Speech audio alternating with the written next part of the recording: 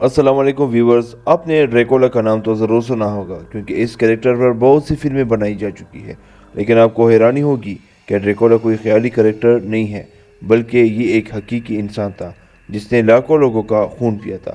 اس کے علاوہ میں آپ کو ہسٹری میں گزرے ہوئے بہت سے ظالم حکمرانوں کے بارے میں بتاؤں گا جنہوں نے انسانوں پر ظلم کی حد پار کی تھی۔ ویڈیو پسند آنے کی صورت میں ہمیں فالو ضرور کریں۔ تو چلیے شروع کرتے ہیں۔ میکسیمیلین روبسپیئر آف فرانس، یہ ایک شکی اور وہمی حکمران تھا اور یہ چھوٹی چھوٹی باتوں پر لوگوں کو موت کی سزائیں سنایا کرتا تھا۔ یہ ایک ذہنی بیماری کا شکار تھا جس کی وجہ سے یہ لوگوں پر شک کرتا تھا، اور اسی شک کی بنا پر اس نے تقریباً 50 لاکھ لوگوں کو موت کے گھاٹ اتارا۔ چونکہ یہ ایک ظالم اور لالچی حکمران تھا اور اس نے کئی مظلوموں کی جان لی تھی، تو اس کے خلاف بہت بڑی بغاوت شروع ہوئی۔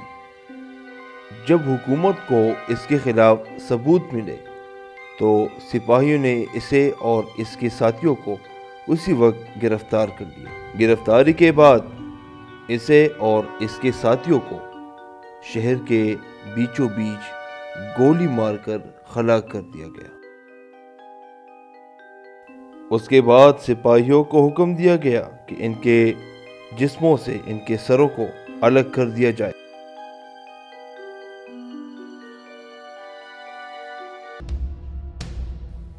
اتیلا دی ہن، جو کہ ہنگری میں پیدا ہوا، یہ اپنے دور کے ظالم شہنشاہوں میں سے ایک تھا، کیونکہ جب بھی کسی گاؤں یا قلعے پر حملہ آور ہوتا تو وہاں پر موجود ہر مرد، عورت اور بچوں کو قتل کر دیتا۔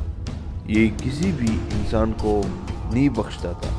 اس کے بارے میں کہا جاتا تھا کہ اتیلا دی ہن غلطی سے بھی کسی کو معاف نہیں کرتا۔ جب یہ کسی جگہ پر حملہ کرتا تھا تو پہلے زندہ لوگوں کی گنتی کرتا، تاکہ جب یہ انہیں قتل کرے تو مردے لوگوں کی گنتی انہی زندہ لوگوں کی گنتی کے برابر ہونی چاہیے۔ یہ اپنی نئی شادی کی پہلی ہی رات کو ناک سے خون بہنے کی وجہ سے مر گیا۔ کچھ ہسٹورینز کے مطابق اس کی موت بہت زیادہ شراب پینے کی وجہ سے ہوئی تھی۔ رمیسس II، جسے ہم فرعون کے نام سے جانتے ہیں، یہ مصر کے بادشاہوں میں سے ایک تھا۔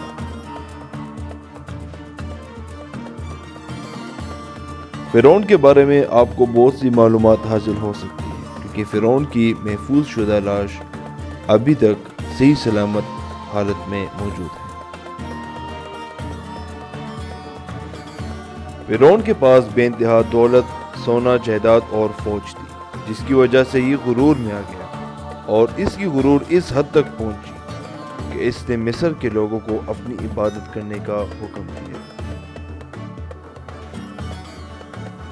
اور جو لوگ اس کی بات نہیں مانتے تھے تو فرعون انہیں اذیت ناک سزائیں دیا کرتا تھا۔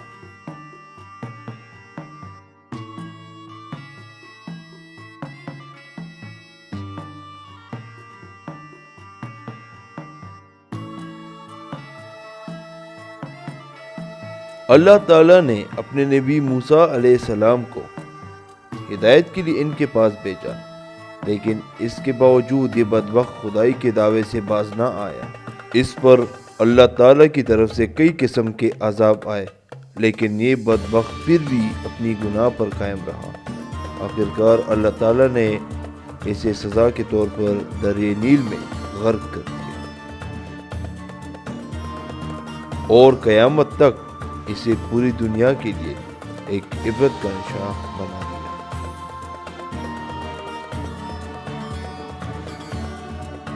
تیموجن، جسے ہم چنگیز خان کے نام سے جانتے ہیں، اور یہ منگولیا کا شہنشاہ تھا۔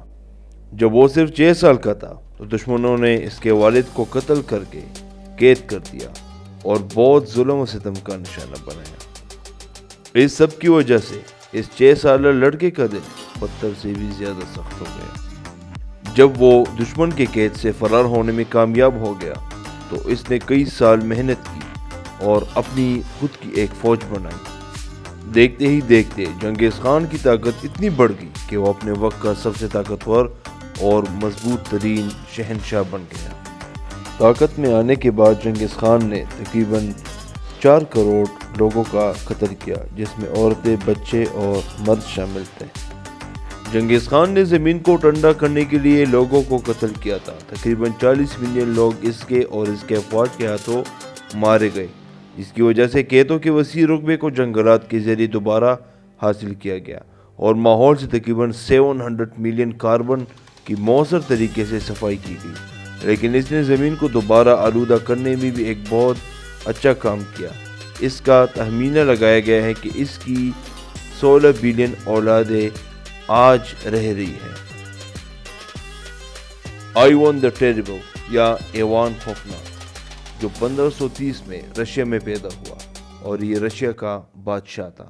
ایوان کے متعلق کہا جاتا ہے کہ رشیا کے تاریخ میں سب سے بدترین دن وہ تھا جس دن ایوان کی تاج پوشی کی گئی تھی، کیونکہ یہ نہایت عجیب اور غریب قسم کے خواہشات رکھتا تھا۔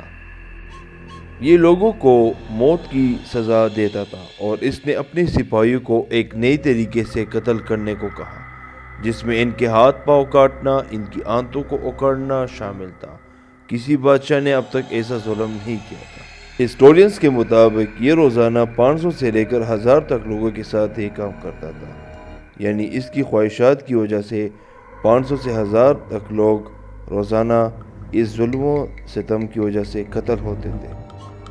ایوان لاکھوں لوگوں کا قاتل تھا، حتیٰ کہ غصے میں آ کر اس نے اپنے بیٹے کو بھی مار ڈالا۔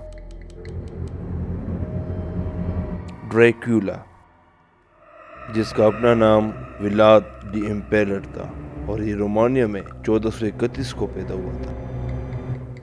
اسے امپیلر اور نیلر کے نام سے بھی جانا جاتا تھا، کیونکہ وہ لوگوں کو کیلوں سے زندہ لٹکا دیتا تھا اور پھر ان کے ہاتھ پاؤں ان کے جسم سے الگ کر دیتا تھا۔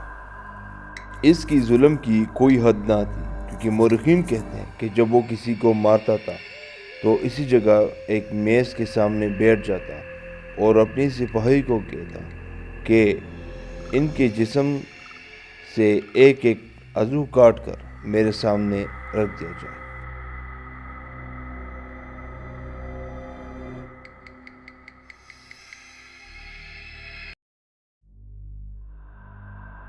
یہ بات سننے میں کافی عجیب ہے، لیکن ولاد پھر انہی انسانوں کے جسم کے ٹکڑے کا تھا اور پھر انسانی خون پیتا، کیونکہ ولاد کو انسانی خون کی خوشبو بہت پسند تھی۔ ہسٹورینز کے مطابق اس کے محل میں انسانی گوشت اور خون کا لنگر لگتا تھا۔